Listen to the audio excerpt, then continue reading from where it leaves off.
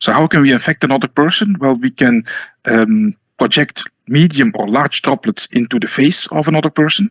And that's why keeping a social or physical distance is useful. That's why mouth masks are useful. We can also project aerosol particles into the face of another person.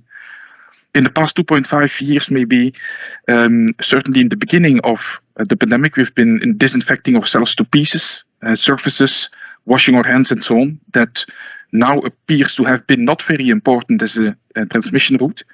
And cynically, the route that has been neglected for far too long, and the World Health Organization even took 16 months to acknowledge this route, while the precautionary principle, of course, dictates that we should have tackled it all along the entire pandemic, is the airborne route. The airborne route means that aerosol particles indeed are exhaled by people, that they can build up in indoor spaces, that these aerosol particles can contain the virus, and that you as another person, even when you're 30 or 40 or even more meter away from the other person, from the infected persons, you will be inhaling these particles and you can get infected. And the fact that this aerosol route is so important is actually also just a matter of common sense. When, and this actually happened when at the end of a Yodel concert in Switzerland with 600 people present, it appears that 300 of them are infected. It's almost impossible to explain that by people that have just been intensively kissing each other or drinking from the same glass. And that, of course, has been an aerosol infection.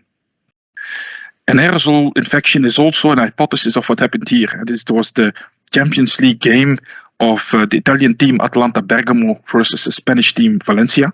It was played in Milan. And well, we all know the Italians, they're very warm and very kind people, also very passionate. So when they're supporting their team and chanting, they emit a lot of aerosol particles. And the stadium is not a purely open environment. And the aerosol particles can build up in the stadium.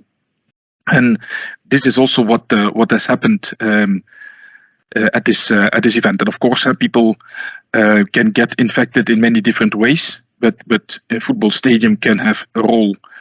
Well, the Italian team won with 4-1. It was a fantastic game. I saw it, and immediately the Italian newspapers titled was a magical night, or it was the perfect night of the 40,000, referring to the 40,000 spectators present. But a few weeks later, when people were dying in the corridors of the Bergamo hospitals, the newspaper said, okay, this was the biological bomb. This was actually really where the pandemic exploded in this stadium.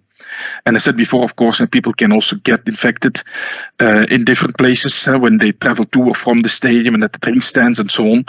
But one should not forget that a stadium is partly an enclosed environment.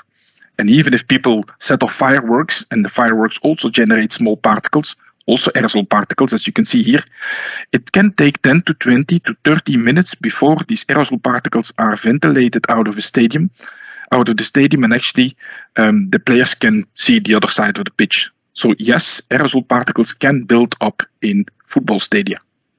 What can we do against that? Well, ventilation.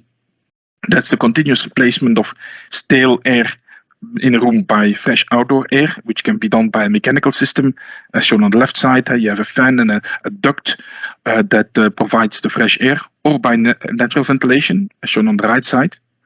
Then there's airing. That means the occasional opening of doors and windows to allow fresh air to come in. And finally, there's air cleaning. Air cleaning devices can be devices that are hidden behind walls or ceilings, or they can be integrated in large HVAC systems, but they can also be standalone devices as shown in this image, and they ingest the air from the room into the device, take out the particles, and then release the air back into the cleaned air back into the indoor environment. We can study ventilation and air cleaning by simulation, of course, computational fluid dynamics, which can give very valuable insights, but we also have to validate these simulations, and that's why measurements are also done. I would like to show you briefly a few projects that we did on ventilation and air cleaning in view of mitigating COVID-19.